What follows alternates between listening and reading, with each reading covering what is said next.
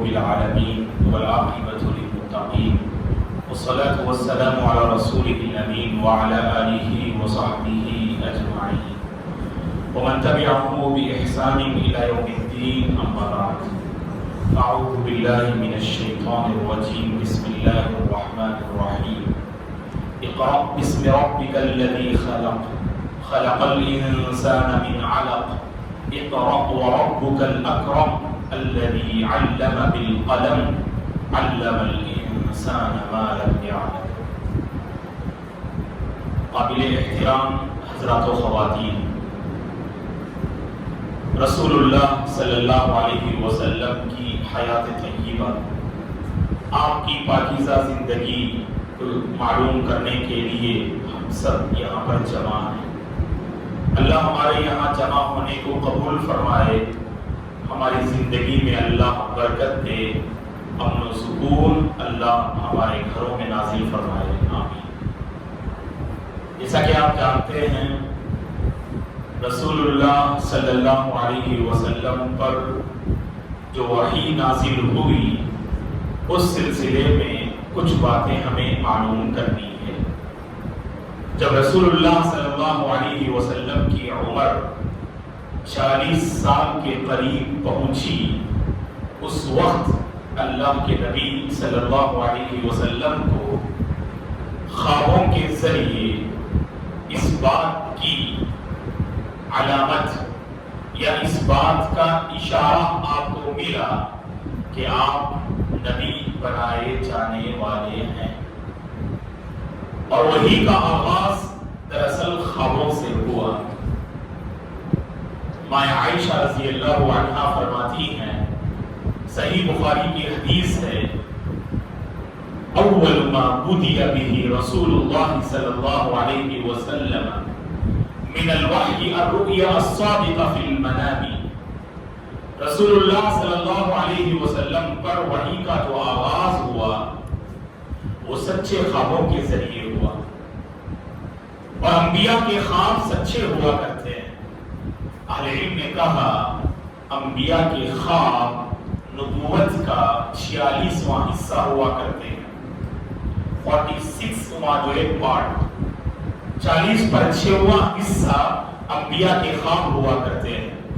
یعنی مطلب یہ ہے انبیاء کے خواب بالکل سچے ہوا کرتے ہیں.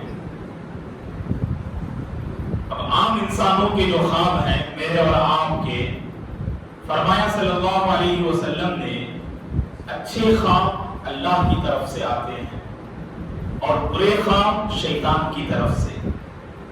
اچھے خواب آئیں، اللہ کا شکر بجا لائیے، نیک فال لیجئے اچھے خوابوں کے ذریعے. اور جب برے خواب دیکھتے ہیں، ہر کسی کو بتانے اور بیان کرنے کی ضرورت نہیں. بعض لوگ خوابوں کو لے کر کافی پریشان رہتے، عاملوں کے پاس جاتے اور مختلف علاج کی کوشش کرتے ہیں. یاد رکھیے گا، اگر برے خواب آتے ہیں تو شیطان کی طرف سے سمجھ کر انہیں نظر انداز کرنے کی کوشش کیجیے. اگر بار بار برے خواب آ رہے ہیں، معتبر علماء سے رجوع کیجیے اور ان سے اس معاملے میں حل دریافت کیجیے. اگر اچانک رات میں برے خواب لے کر آپ بیدار ہو جائیں، اللہ سے پناہ طلب کیجیے اس مردود شیطان سے. اعوذ باللہ من الشیطان الرجیم، اللہ کی پناہ طلب کیجیے. اور اعوذ بکلمات اللہ التامات من شر ما خلق، اعوذ بکلمات اللہ التامات من غضبہ وعقابہ وشر عبادہ ومن همزات الشیاطین وان یحضرون. جیسے اذکار کا اہتمام کر کے جس کروٹ پہ آپ لیتے تھے اس کروٹ کو بدل کے سو جائیے، بس کافی ہے. ہمارے یہاں پر ایک عام عادت ہوتی ہے، اگر خواب دیکھتے ہیں اگلے دن دوستوں کی مجلس میں اسے موضوع بناتے ہیں، اسے اپنا وہ ٹاپک بناتے ہیں، اور دوست بھی ہنسی مذاق میں کچھ نہ کچھ کہہ دیتے ہیں. اسی لیے اللہ کے نبی نے فرمایا، کتنی بڑی حکمت ہے، دیکھیے برے خواب آپ ذکر مت کیجیے، خاص کر اپنے دوستوں کی مجلس میں. ہو سکتا ہے کہ آپ کا دوست آپ کے خواب کو لے کر کوئی ایسی بات کہہ دے، وہ قبولیت ایک دعا کی گھڑی ہو اور آپ کے حق میں وہ چیز قبول ہو جائے. اور بغیر علم کے لوگ کچھ بھی آپ کو ڈرا دیتے ہیں آپ کو. اور ویسے خوابوں کی جو تعبیر ہے، اللہ تعالیٰ نے اس کا علم ہر کسی کو نہیں عطا کیا. ہر عالم دین بیان نہیں کر سکتے ہیں کہ خواب کی تعبیر کیا ہے. یہ مخصوص علم ہے جو اللہ نے اپنے چند بندوں کو عطا کیا. نبی یوسف علیہ السلام اس میدان کے ماہر تھے. اور اب اگر آپ دیکھیں امت محمدیہ میں اہل علم میں ابن سیرین رحمۃ اللہ علیہ جو فرسٹ سینچری کے آخر کے زبردست عالم دین تھے جو 110 ہجری میں وفات پاتے ہیں, محمد ابن سیرین رحمۃ اللہ علیہ, آپ کے حوالے سے اہل علم نے کہا خوابوں کی تعبیر کے سلسلے میں اللہ نے آپ کو زبردست گرفت اور اللہ نے آپ کو وہ صلاحیت اور وہ برکہ اللہ نے آپ کو عطا کیا تھا. بہرحال یہ ہم اشارہ کرتے ہوئے آگے بڑھتے ہیں کہ خواب اچھے ہوں اللہ کی طرف سے سمجھ لیجیے, اگر برے ہوں شیطان کی طرف سے سمجھ کر اسے نظر انداز کرنے کی کوشش کیجیے بس. اور انبیاء کے جو خواب ہوتے ہیں وہ سچے ہوا کرتے ہیں. اسی لیے آپ کتب احادیث کو پڑھیں گے, احادیث کی کتاب کو پڑھیں گے, رسول اللہ صلی اللہ علیہ وسلم کا یہ معمول تھا نماز فجر سے فارغ ہونے کے بعد آپ صحابہ کرام کی طرف متوجہ ہوتے اور آپ فرماتے اے میرے صحابہ رات میں میں نے خواب میں یہ مناظر اور ان چیزوں کو میں نے دیکھا. اور خود صحابہ کرام بھی اللہ کے نبی کی خدمت میں حاضر ہوتے اور اپنے خواب کو بیان کرتے اور آپ سے اس کی تعبیر جو ہے دریافت کیا کرتے تھے. انبیاء کے خواب سچے ہوا کرتے. اس لیے ماں عائشہ رضی اللہ عنہا کیا فرماتی ہیں, صحیح بخاری کی حدیث جو بھی میں نے آپ کے سامنے پیش کیا, اول ما بدی به رسول اللہ صلی اللہ علیہ وسلم من الوحی الرؤیا الصادقہ فی المنام, کہ وحی کا آغاز اللہ کے نبی پر سچے خواب کے ذریعے ہوا. اور کچھ اشارات اللہ کے نبی کو ملے. نبی بنائے جانے سے پہلے آپ کو کچھ اشارات ملے جن اشارات سے اس بات کا پتہ چلتا ہے کہ آپ پر ایک بڑی عظیم ذمہ داری آپ کے حوالے کی جانے والی ہے. آپ کے کندھوں پر نبوت کی ذمہ داری اللہ تبارک و تعالیٰ رکھنے والے ہیں. یہ اشارے ملتے ہیں.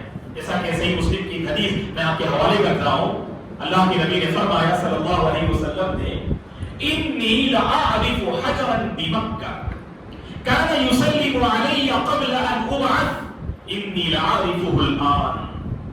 بے شک میں مکے میں پتھر کو جانتا ہوں. صحیح مسلم کی حدیث ہے. اللہ کے نبی نے کیا فرمایا صلی اللہ علیہ وسلم نے, بے شک میں مکے میں ایک پتھر کو جانتا ہوں. نبی بنائے جانے سے پہلے وہ پتھر مجھے سلام کیا کرتا تھا. اللہ اکبر. اس کا ہم انکار نہیں کر سکتے ہیں. ایسے بہت ساری علامتیں اور بہت سارے اشارات اللہ کے نبی کو ملے کہ مستقبل میں اللہ تعالیٰ آپ سے ایک بڑا کام لینے والے ہیں اور بڑی ذمہ داری آپ کے کندھوں میں اللہ تعالیٰ ڈالنے والے ہیں. کہا کہ میں ایک پتھر کو جانتا ہوں مکے میں, نبی بنائے جانے سے پہلے وہ پتھر مجھے سلام کیا کرتا تھا اور اب بھی میں جانتا ہوں وہ پتھر کہاں ہے. اللہ کے نبی نے اپنے صحابہ کے سامنے فرمایا. تو میرے دوستو صلی اللہ علیہ وسلم نبی بنائے جانے سے پہلے آپ کو ایک طرف ارشادات ملے اور ایک بات آپ جانتے ہیں, میں نے ذکر کیا تھا, اللہ کے نبی کے سینے کو پھاڑا گیا, چاک کیا گیا. کب واقعہ پیش آیا؟ جب اللہ کے نبی مائے حلیمہ سعدیہ کے پاس, جو آپ کی جو ہے دودھ پلانے والی خاتون تھی, ماں تھی, رضاعی ماں تھی, حلیمہ سعدیہ کی یہاں جب آپ تھے اس وقت آپ کی عمر 4 کے آس پاس تھی.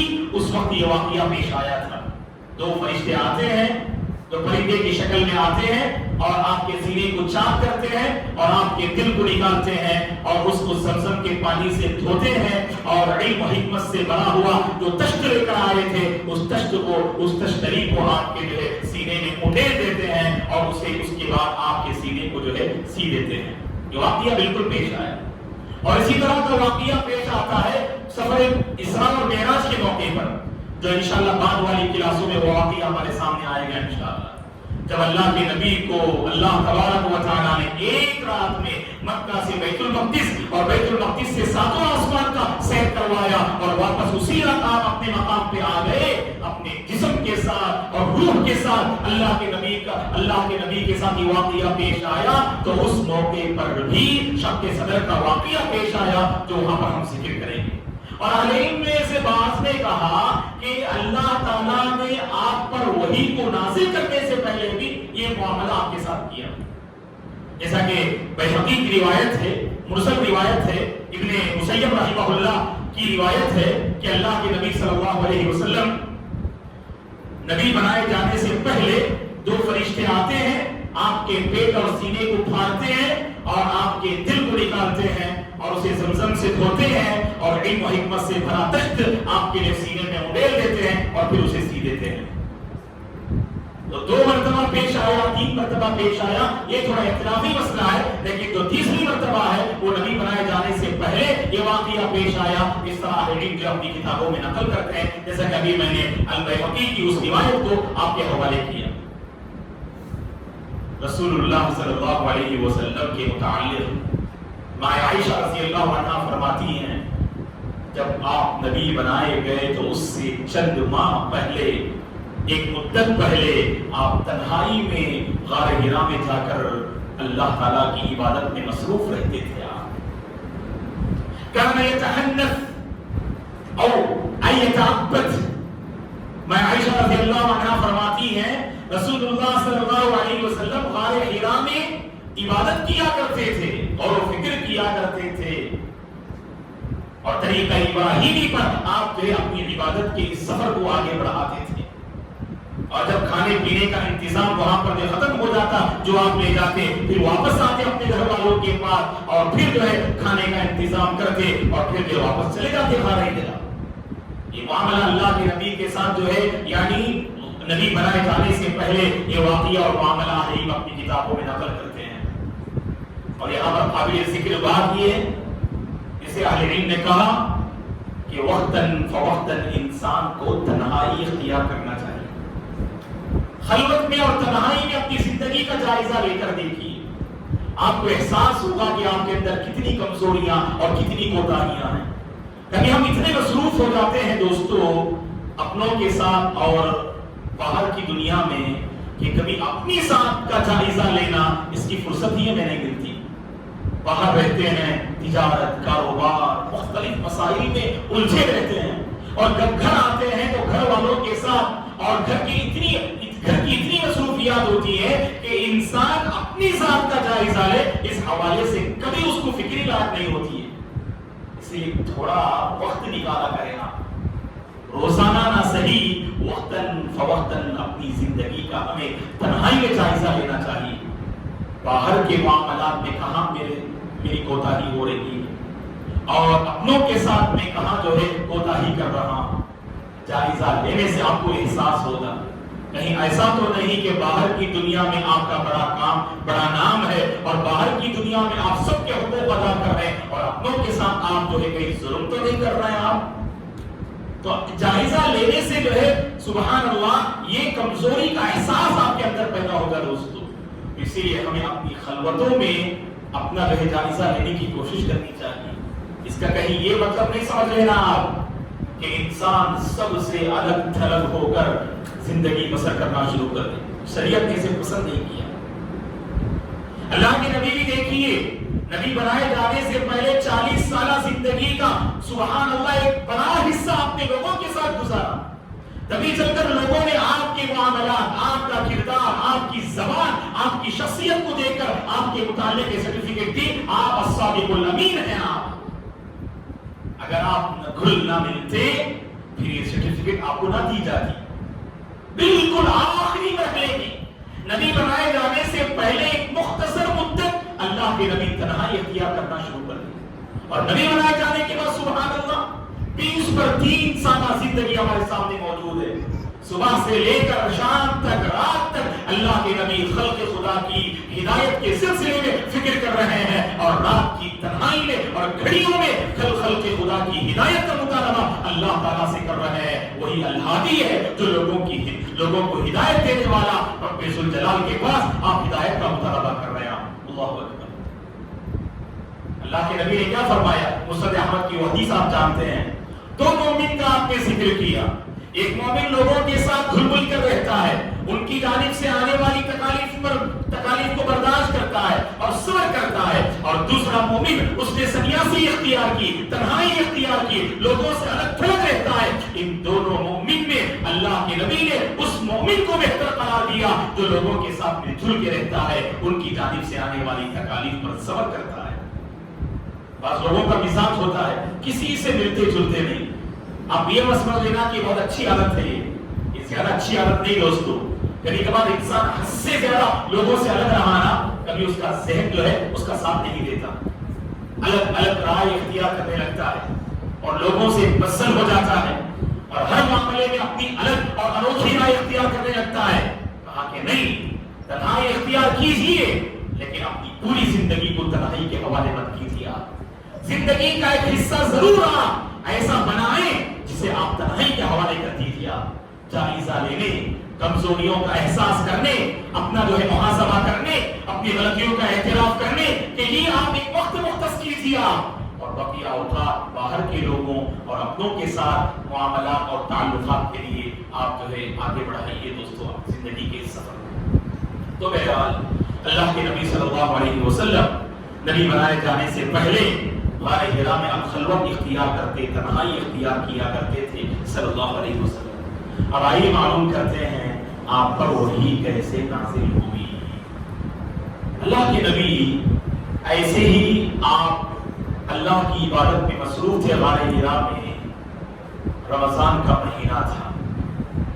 رمضان کی 20/1 تاریخ, جسے پہلی تاخرات کہتے ہیں آپ, پیر کا دن تھا. اہل علم نے تفاسیر اپنی کتابوں میں لکھا ہے کہ رمضان کی 20/1 تاریخ پیر کا دن, اسے آپ پہلی تاخرات کہتے ہیں. اس وقت اللہ کے نبی کی عمر 40 سال اور 6 ماہ کی تھی. 40 سال کے تھے اللہ کے نبی, 40 سال 6 ماہ مکمل ہو چکے تھے.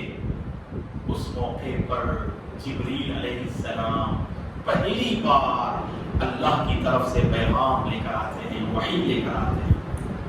گویا کہ نبوت کا مبارک سلسلہ اللہ کے نبی کی زندگی سے یہاں سے شروع ہونے لگتا ہے. غار حرا, رات کا موقع, پہلی بار جبریل علیہ السلام اللہ کی جانب سے پیغام لے کے آ رہے. ایسا نہیں کہ پہلے سے آپ کو معلوم تھا, آپ گھڑی کا انتظار کر رہے تھے, اب آنے والے ہیں تو انسان کو گھبراہٹ نہیں ہوتی. اچانک کوئی اجنبی انسان آپ سے اس طرح کی ملاقات کرے اور ملاقات بالکل اگر جس انداز سے ابھی جو معاملہ ہم ذکر کریں گے, واقعہ کیا تھا صحیح بخاری کی حدیث ہے. ماں عائشہ رضی اللہ عنہا واقعے کو اس طرح سے بیان کرتی ہیں. اللہ کے نبی غار حرا میں موجود تھے. اس موقع پر جبریل علیہ السلام آتے ہیں اور اللہ کے نبی سے کہتے ہیں, جیسے ہی آئے فوراً کہا یا محمد اقرا, اے محمد پڑھیے. پڑھیں گے کیا اللہ کے نبی؟ فوراً کہا, کیونکہ آپ امی تھے. آپ امی کا معنی جانتے ہیں آپ, کیا معنی ہے امی کا؟ امی کا معنی کیا ہے جی؟ جو احسن, بارک اللہ فی. آپ کا نام عدنان, احسن کیا عدنان ماشاءاللہ. اسی لیے 2 ہی نام باقی ہیں, اگلے ہفتے انشاءاللہ تھوڑا امام صاحب یاد دلائیے. جزاک اللہ خیر انشاءاللہ. تو آپ بھی آئیے. اور ایک کون تھے جو آپ انشاءاللہ, اور معاویہ صاحب کے فرزند معاذ تھے انشاءاللہ. اگلے ہفتے سے انشاءاللہ. ٹھیک ہے, اللہ بارک فیک. احسن. 2 باتیں دیکھیں کریکٹ پیش کیجیے. امی کا مطلب کیا؟ الذی لا یعرف الکتابۃ والقراءۃ, جسے لکھنا اور پڑھنا نہ آتا ہو. جسے لکھنا بھی نہ آئے, پڑھنا بھی نہ آئے, اسے امی کہتے ہیں.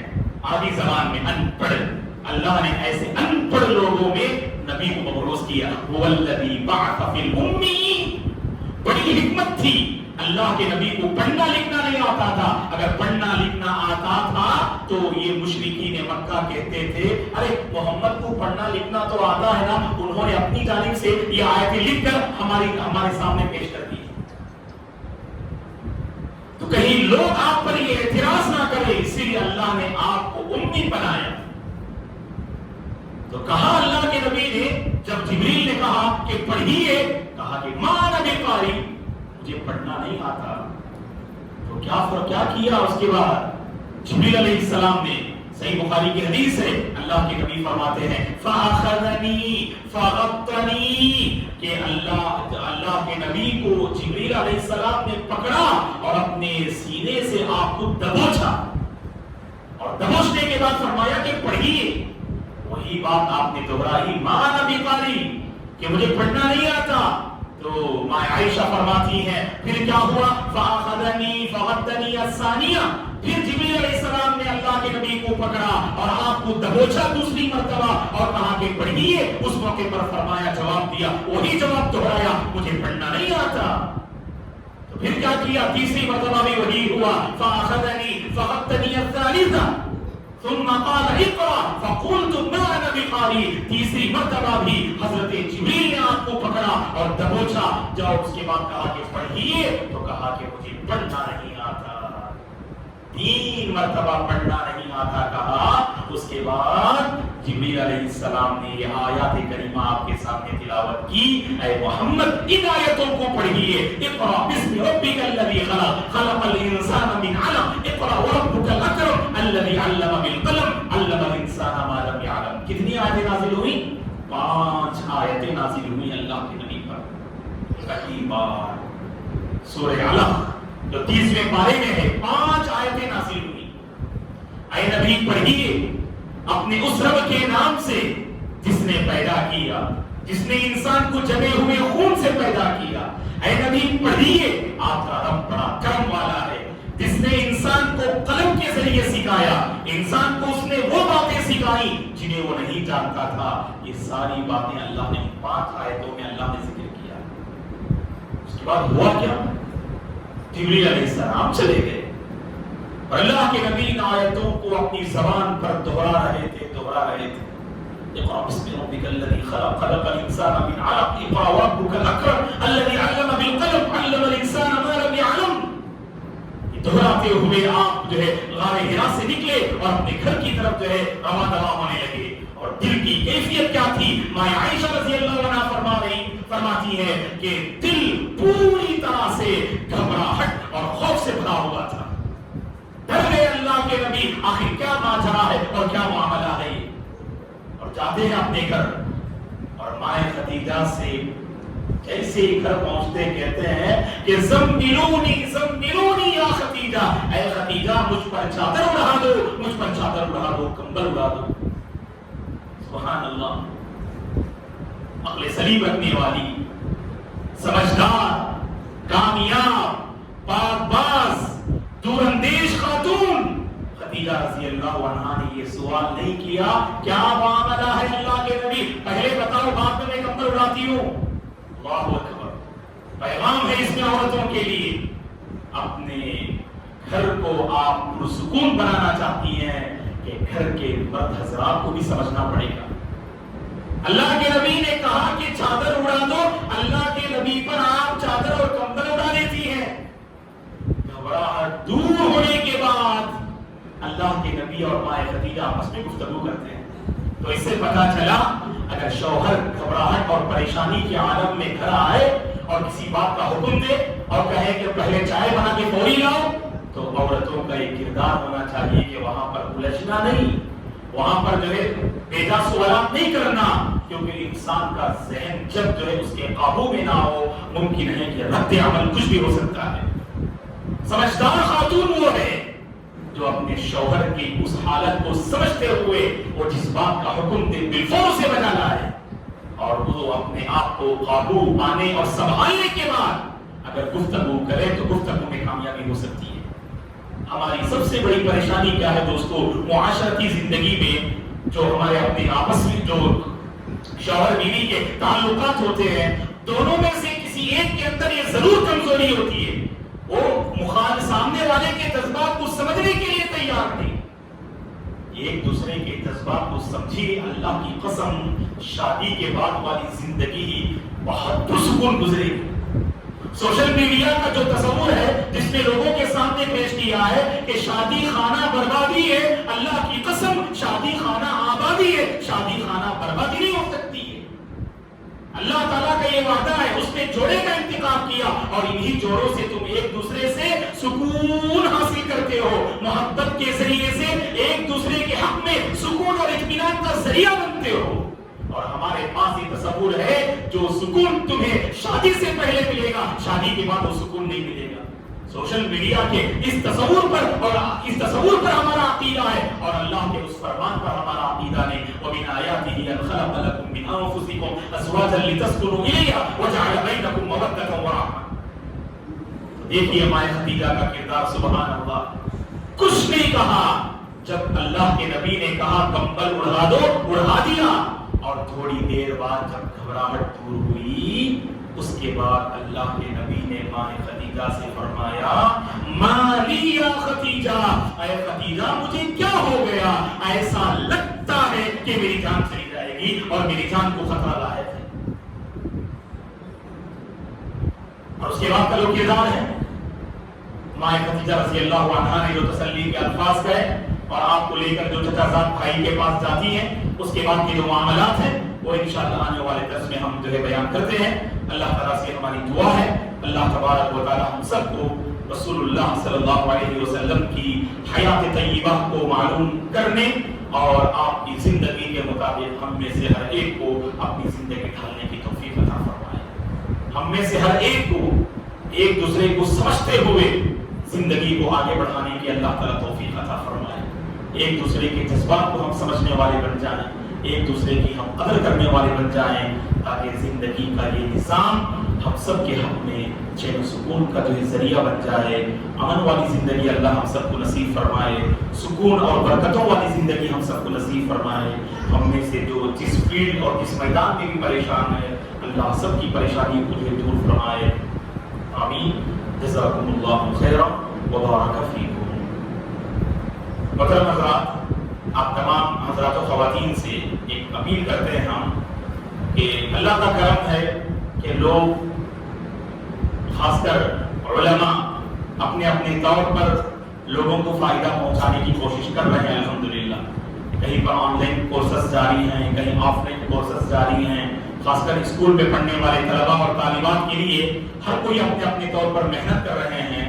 اور خوشی کا پہلو یہ ہے کہ الحمدللہ ہمارے اپنے عمری علماء نے ایک جو ہے سینٹر جو ہے قائم کیا ہے آن لائن، مرکز العزہ کے نام سے، جس میں انشاءاللہ 6 منتھ 6 ماہ کا جو ہے ایک اسلامک کورس انشاءاللہ جو ہے اس کے ذریعے سے جاری ہوگا۔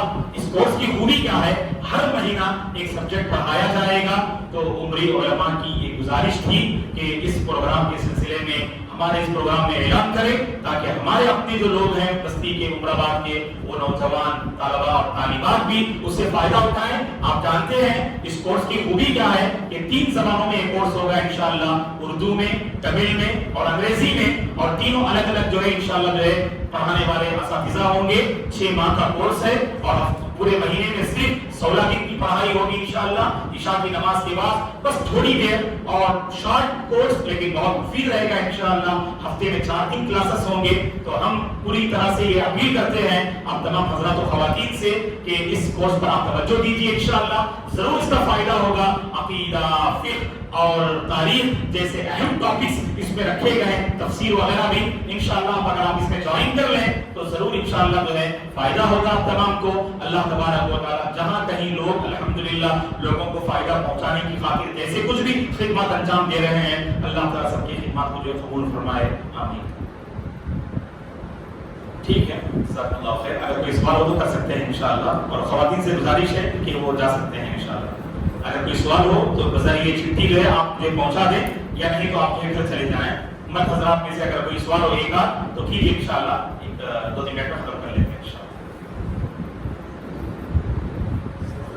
جی، سفر میں نماز، جی تو سفر میں شریعت کی رخصت، شریعت کی جانب سے رخصت ہے کہ آپ 4 رکعت والی نماز کو 2 رکعت کر کے پڑھ سکتے ہیں۔ اب کتنے کلومیٹر پہ آپ کو سفر کرنا ہے، اس میں زبردست علماء کے درمیان کچھ اختلاف ہے۔ اکثر علماء نے جو کہا 70 پر 2 کلومیٹر یا اس سے بڑھ کر اگر آپ یہ سفر کرتے ہیں کسی بھی مقام پر تو الحمدللہ وہاں سے آپ جو ہے کیا کر سکتے ہیں، قصر کر سکتے ہیں۔ قصر کا مطلب 4 رکعت والی نماز کو 2 رکعت کر کے پڑھنا. اور یہ وہاں پہنچ کر کرنا نہیں ہے. فار ایگزامپل یہاں سے آپ دلی جاتے ہیں, آپ دلی کے آپ کو روانہ ہونا ہے, تو عمرہ آباد سے آپ باہر نکل گئے تو گناپور میں بھی جا کر 2 رکعت نماز پڑھ سکتے ہیں آپ, کیونکہ آپ مسافر ہیں آپ. اور جہاں پر آپ کو جانا ہے اگر 3 دن یا 4 دن سے بڑھ کر اگر آپ کو وہاں رہنا ہے, وہاں پہنچنے کے بعد نماز مکمل پڑھیں گے آپ. نہیں وہاں 2 دن کا کام ہے, 3 دن کا کام ہے, 1 دن کا کام ہے, تو 4 دن کے اندر اگر آپ کو وہاں ٹھہرنا ہے, اہل علم نے کہا وہاں پر آپ قصر کر کے نماز پڑھیے وہاں پر. لیکن اگر جماعت کے ساتھ نماز پڑھتے ہیں سفر میں بھی, تو امام چونکہ الحمدللہ مقیم ہے, 4 رکعت مثلا عشاء پڑھائیں گے, آپ کو 4 رکعت ہی پڑھنا ہوگا. اگر آپ تیسری رکعت میں بھی آئیں گے, چونکہ آپ نے مقیم امام کے پیچھے آپ نے نماز پڑھی ہے, تو اٹھ کر 2 رکعت نماز پڑھیں گے. لوگ کیا سمجھتے ہیں تیسری رکعت پہ جوائن کر لیں گے, ہم تو مسافر نا 2 رکعت ہو جائے گی, ایسا نہیں کریں گے آپ. اگر جماعت سے نماز پڑھتے ہیں آپ سفر میں تو پوری 4 رکعت پڑھیں گے آپ. اگر امام کے ساتھ نماز پڑھتے ہیں, تنہا نماز پڑھتے ہیں آپ, تو 2 رکعت جو ہے نماز پڑھ لیں گے آپ. اور ایک اہم بات جو میں ذکر کر دیتا ہوں آپ کو, اسے ذہن میں رکھیے, سفر میں کوئی نماز چھوٹ گئی آپ کی, مثلا آپ سفر میں ظہر اور عصر نہیں پڑھے, آپ بھیڑ یا کوئی موقع ہی نہیں ملا آپ کو, عمرہ بعد آپ مغرب کے بعد پہنچے, اب آپ کو ظہر عصر قضا کرنا ہے نا, تو سفر میں چھوٹی ہوئی نماز اپنی بستی پہنچ کر بھی 2 ہی پڑھیں گے آپ. ظہر بھی 2 رکعت قضا کریں گے اور عصر بھی 2 رکعت ہی قضا کریں گے. ایک اور ایگزامپل دیتا ہوں آپ کو میں, ظہر عصر بستی میں نہیں پڑھے آپ کسی وجہ سے, سفر میں نکل گئے مغرب میں آپ, اور عشاء میں وہاں سفر میں موقع ملا آپ کو الحمدللہ نماز پڑھنے کا, ظہر عصر قضا کرنا ہے, ظہر بھی 4 پڑھیں گے, عصر بھی 4 پڑھیں گے. تو مطلب کیا, سفر میں چھوٹی ہوئی نماز بستی پہنچ کر قصر کر کے ہی پڑھیں گے, اور بستی میں چھوٹی ہوئی نماز سفر میں بھی مکمل پڑھیں گے آپ. ٹھیک ہے, یہ کچھ باتیں تھی سفر کے بارے میں, اگر اس میں کچھ ڈاؤٹ ہو تو پوچھیے آپ لوگ.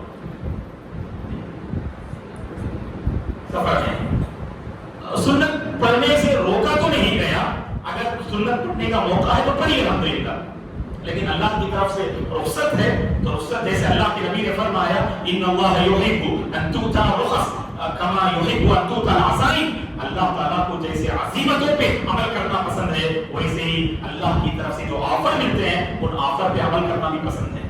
تو اللہ کے نبی کے سلسلے میں یہ بات وارد ہے, آپ نماز فجر سے پہلے کی 2 رکعت سنت اور نماز فطر کی سنت آپ نے سفر میں بھی نہیں چھوڑا, سفر میں بھی آپ اہتمام کرتے تھے, اور بقیہ سنتوں کے بارے میں آپ سے یہ ثابت ہے کہ آپ نے ان کا اہتمام نہ کیا.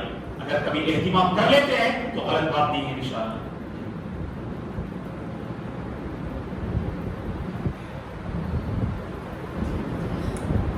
کوئی سوال سوچ کر بھی آ سکتے ہیں انشاءاللہ. اللہ بارک فیکم, سبحانک اللہم و بحمدک, اشہد ان لا الہ الا انت, استغفرک و اتوب الیک. السلام علیکم.